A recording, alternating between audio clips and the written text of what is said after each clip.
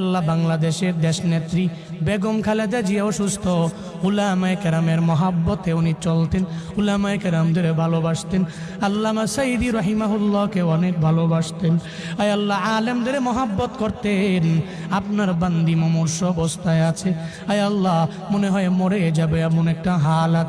আয় আল্লাহ এই ক্লান্তি লগ্নে ওনার বাঁচার বড় দরকার, আপনি হায়াতে তৈয়বা দান করে দেন আল্লাহ। আয় আল্লাহ জীবনে উনি যে ভালো কাজগুলো করেছেন, আয় আল্লাহ এই ভালো কাজের উসিলায় আপনি সিহতে আফিয়ত দান করেন। আয় আল্লাহ সিহতে আফিয়ত আজলা কামেলা নসিব করে দেন আল্লাহ। আয় আল্লাহ সারা দেশের মানুষেরা উনার জন্য দোয়া করে। কেন দোয়া করে? আয় আল্লাহ ভালো মানুষের জন্য দোয়া করে।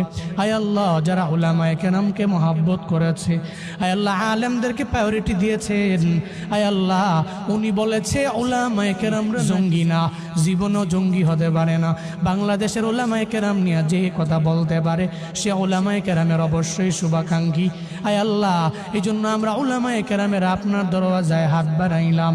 আপনার বান্দিরে আপনি সিহতে আফিয়ত দান করেন, আজলা কামেলা নসিব করে দেন রে আল্লাহ। আর যদি বিদায় বেলা এসে যায়, আয় আল্লাহ কালেমা পড়তে পড়তে কালেমার সাথে ঈমানের সাথে আপনি মরণ নসিব করিয়েন রে আমার আল্লাহ।